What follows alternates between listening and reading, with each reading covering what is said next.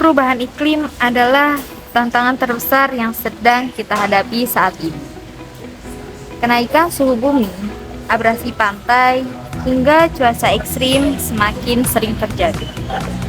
Untuk menghadapi tantangan perubahan iklim, ditetapkanlah Sustainable Development Goals.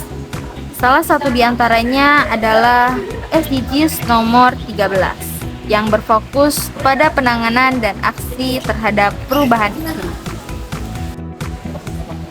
SDGs 13 menekankan pentingnya aksi nyata dalam mengurangi dampak perubahan iklim, mulai dari mitigasi, adaptasi, hingga penguatan ketahanan lingkungan.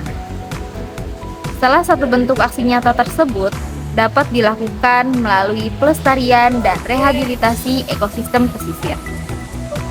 Mangrove merupakan tanaman yang memiliki peran penting dalam mengurangi dampak perubahan iklim. Akar mangrove mampu menahan abrasi, menyerap karbon dalam jumlah besar, melindungi pesisir dari gelombang besar, serta menjadi rumah bagi berbagai biota laut. Pada tanggal 12 November 2025, mahasiswa Manajemen Pendidikan Universitas Negeri Yogyakarta melakukan kegiatan penanaman pohon mangrove di kawasan Pantai Baros, Daerah Istimewa Yogyakarta. Hai guys, ikutin keseruan kita menanam pohon mangrove di kawasan Pantai Baros. Oke teman-teman, jadi sekarang kita sudah berada di kawasan penanaman tanaman mangrove di Pantai Baros. Bisa dilihat di sini sudah ada banyak tanaman-tanaman mangrove yang telah ditanam sebelumnya, dan sekarang kita akan melanjutkan penanaman dan menambah jumlah tanaman baros yang ada di sini. Assalamualaikum warahmatullahi wabarakatuh. Waalaikumsalam warahmatullahi wabarakatuh. Selamat pagi di teman-teman mahasiswa Manajemen Pendidikan UNY ya. Iya. Yang pagi hari ini sudah berkesempatan hadir atau berkesempatan untuk melaksanakan kegiatan penanaman pohon mangrove. Jadi ini kita akan menanam pohon mangrove, lokasinya ada di pasang surut air laut. Jadi di sini ini airnya baru mulai surut. Nah, ini terlihat airnya mulai kembali ke arah barat. Nanti kalau pasang airnya ke sana. Nah, kalau pasang di sini itu bisa selutut. Nah, ini kebetulan pas surut, jadi ya gini. Jadi itu buktinya kalau tadi malam itu kena pasang. Nah, ini campur air hujan juga ya. Di mangrove itu harus hidup di pasang surut air laut. Terutama tanaman yang akan kita tanam nanti adalah Rhizopora bakau. Nah, bakau itu harus terkena pasang surut air laut, itu mangrove itu. Nggak mungkin kalau mangrove itu ditanam di depan rumah itu ya, nggak mungkin hidup ya. Terus nanti untuk teknis penanamannya kita menggunakan sistem koloni. Nah, sistem koloni itu satu lubang 2 pohon. Nah, itu biar semakin alasannya semakin kokoh, semakin kuat. Nah, ibarat aja kalau orang sendiri itu kan kurang kuat, maksudnya kan lebih Harus berdua sama Ria. lebih banyak lebih bagus, lebih banyak lebih kuat. Apalagi kalau 3 pohon. Yang idealnya kan? Saya dulu. Siap. Untuk pertanyaannya, yang pertama Mas, terkait ke manfaat. Jadi kalau pas saya SD itu dan saya SMA jurusan IPS tuh, mangrove tuh hanya hanya bisa untuk apa ya, menahan ombak gitu kalau terjadi tsunami kecil mungkin. Ada nggak sih manfaat lain yang nggak ada di buku pelajaran? Manfaat Kita pas lain, udah ya. observasi di sini gitu selama bertahun-tahun. Ya, manfaat lain ada. Yang kalau di sini itu ya yang pertama ya, sebagai habitat atau tempat tinggal bagi satwa. Kan banyak satwa di sini, ada burung kuntul tadi, burung-burung. Terus ada biawak, ada satwa-satwa liar yang lain yang dia membutuhkan apa namanya tempat tinggal yang dirawa-rawa dan banyak pepohonan kayak gini itu kayak. Dan semua satwa itu tidak boleh orang sembarangan untuk berburu. Itu dilindungi oleh undang-undang. Di sini adalah kawasan konservasi, tidak boleh semua hewan yang ada di sini itu diburu. Selain itu bagi pertanian warga, kan tadi kalau teman-teman lewat utara tadi kan banyak pertanian ya. Nah, itu manfaat mangrove sebagai penetral dari air yang berkadar garam itu yang masuk oleh pertanian. Kalau airnya masuk menyebabkan gagal tanam. Siap Mas, jelas, terima kasih. Ya. Saya mau tanya terkait pohonnya yang ditanam. Nah ini tuh usianya tuh berapa? Kayak misalkan ada syarat untuk tanam pohon mangrove itu harus usia berapa atau tingginya berapa?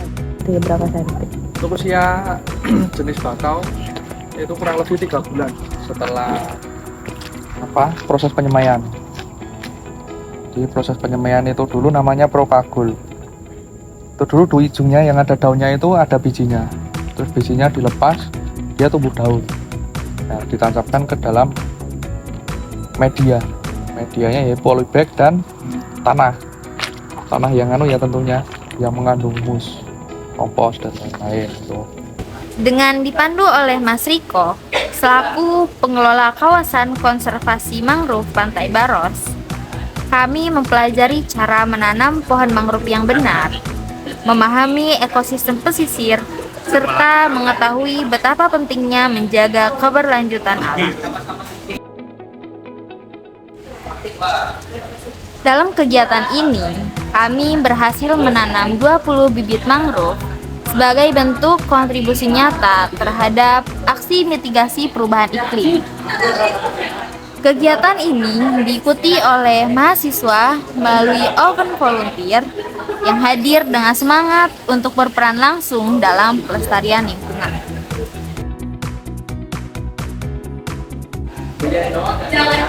Melalui kegiatan ini, kami berharap semakin banyak generasi muda yang sadar akan pentingnya menjaga bumi.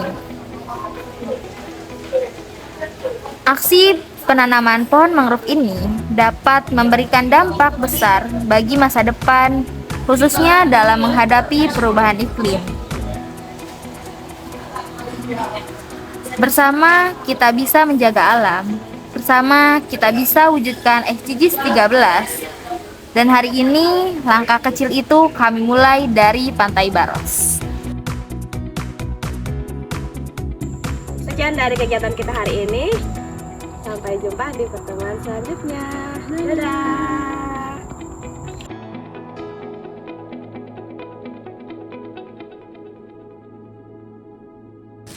Oke guys, kita tadi habis nanam pohon mangrove di sebelah sana. Itu keren banget guys. Semoga kita bisa menjadi salah satu bagian dari menjaga lingkungan sekitar sini. Dadah. Baik Mas, sebelumnya perkenalkan saya Nina Konita, terus ini ada rekan saya juga. Saya Arya. Nah kami di sini ingin sedikit mewawancarai Masnya terkait budidaya mangrove yang dilakukan di sini. Nah sebelumnya boleh perkenalkan diri terlebih dahulu mungkin dari Masnya. Siapa dan sebagai apa gitu? Oh ya, nama saya Riko Sebrian. Saya selaku pengelola kawasan konservasi hutan mangrove Baros ini. Pertanyaan pertama, penanaman mangrove di area sini tuh sudah dimulai sejak kapan ya Mas? Mulai sejak tahun 2003. Jadi kalau sekarang ya sudah kurang lebih 22 tahun. Itu penanaman pertama kali itu di sebelah selatan sini. Itu dulu dari lembaga swadaya masyarakat LSM Relung GM melakukan riset penelitian ke sini. kalau di sini tuh berpotensi untuk ditanamin pohon mangrove. Maka dari itu setelah adanya riset tadi, beliau mengajak atau menggandeng Karang Taruna Dusun Baros untuk melaksanakan kegiatan penanaman mangrove yang pertama kali. Maka dari itu hingga sampai saat ini pengelola kawasan konservasi mangrove Baros itu masih anak muda semua, Karang Taruna. Ya seperti saya ini masih muda. Tuh. Tidak ada, kalau orang tua ya hanya hanya mendukung dari belakang. Ya itu untuk sejarah awal berdirinya mangrove Baros. Kalau terkait tujuan utama dari kegiatan penanaman mangrove di sini tuh apa ya? Tujuan utama ya jadi mengingat bahwa di sini tuh di utara hutan mangrove itu merupakan suatu wilayah pertanian, lahan pertanian yang sangat luas. Tujuan dari adanya penanaman pohon mangrove itu setidaknya meminimalisir terkikisnya daratan, abrasi yang terkena gelombang pasang air laut. Selain itu juga memberikan atau intrusi air laut yang masuk ke wilayah pertanian warga, jadi sebagai penetral. Ya, air laut kan asin. Kalau mengenai pertanian kan gagal panen warga. Nah itu adanya pohon mangrove itu. Jadi air yang masuk ke wilayah pertanian menjadi tawar. Selain itu juga angin yang membawa kadar garam itu menyebabkan gagal panen juga. Jadi adanya pohon mangrove ini sebagai benteng alami juga bagi angin laut yang memasuki ke wilayah pertanian warga. Itu tujuan awalnya. Selanjutnya, bagaimana dampak penanaman mangrove terhadap kondisi air laut dan daratan di sekitar sini? Selain yang tadi. Dampak penanaman mangrove terhadap kondisi air laut dan daratan. Dampaknya ya daratan ya tadi. Daratannya menjadi tidak terkikis oleh gelombang pasang air laut. Air lautnya tadi kalau masuk ke wilayah pertanian warga ya tadi menjadi netral gitu.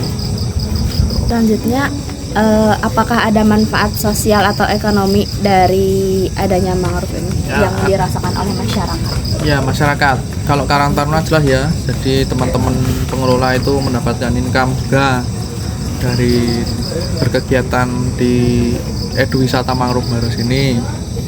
Kalau bagi masyarakat ya jelas, masyarakat sudah mulai ada yang berjualan di sepanjang akses mau masuk ke mangrove Baros ini. Tadi kalau lewat sana itu kan banyak warga yang jualan, terus di Kano itu juga banyak, di Nemuara itu sudah ada kafe. Dulu itu kalau wisata itu sebelum tahun 2020 itu hanya di sini. Kiri kanan ini belum ada. Ini sudah ada wisata kuliner dan lain-lain, itu memberikan dampak di masyarakat. Tapi kan yang disayangkan itu kenapa para investor itu bisa masuk ke sini? Kan itu investor bukan orang sini. Dengan itu yang diharapkan bagi kami kan para masyarakat sini itu yaitu bisa bekerja yang untuk bisa menghasilkan perekonomian itu meningkat. Karena dampaknya ada pohon mangrove ini, harapannya itu untuk masyarakat. Tapi kenapa kok tiba-tiba ada investor yang tiba-tiba datang ke sini itu? Ya mungkin masyarakat di sini itu hampir 80% itu di pertanian. Jadi dia kalau sudah di pertanian itu kalau mau beralih di sektor yang lain itu agak susah ya, ke peralihan itu. Dia sudah terlalu enak dengan kegiatan bertani. Tapi ya tadi masih ada sebagian masyarakat yang mau untuk berjualan dan lain-lain itu. Ya. Lalu terkait tantangan yang sering dialami dalam kegiatan melestarikan mangrove ini biasanya apa ya tantangannya? Tantangannya kalau cuaca ekstrim, cuaca hujan gitu kan kita jadi apa, tidak berkegiatan ya, atau kita libur kalau misal ada cuaca ekstrim atau hujan badai itu ya, nanti kalau ada badai atau pas cuaca ekstrim itu kan percuma kalau nanti menanam mangrove terus nanti hilang kalau kena gelombang yang terlalu besar, angin besar itu, cuaca ekstrim. Selain itu ada juga sampah tadi. Sampah itu menjadi kendala yang paling besar bagi kita. Selain mengotori dan tidak enak ketika dipandang, sampah itu ketika mengenai proses pembibitan atau mangrove yang masih kecil itu nanti menyebabkan mangrove-nya itu mati. Apalagi sampah yang kayu-kayu besar itu, bambu, kayu, kasur, bantal, nah, itu nanti kalau menabrak mangrove yang masih kecil-kecil kan mati mangrove-nya. Itu tantangan terbesar bagi kita, tapi kita tidak bisa menanggulangi sampah itu. Tadi sudah dijelaskan, sampah itu datangnya tadi dari kiriman.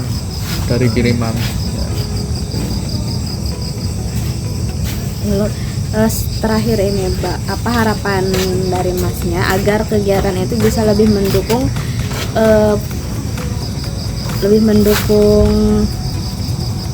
penanganan perubahan iklim untuk ke depan? Jadi mangrove ini ya, ini jelas mangrove itu memberikan dampak yang terbesar untuk perubahan iklim yang akan datang ya. Kemarin aja kita juga sudah diberikan pelatihan dan juga studi tiru terkait dengan Proklim. Baros itu katanya mau maju lomba Proklim, kampung iklim itu. Kampung iklim. Karena mengingat di Baros itu sangat banyak potensinya. Yang paling besar ini mangrove ini yang memberikan dampak yang sangat besar bagi perubahan iklim.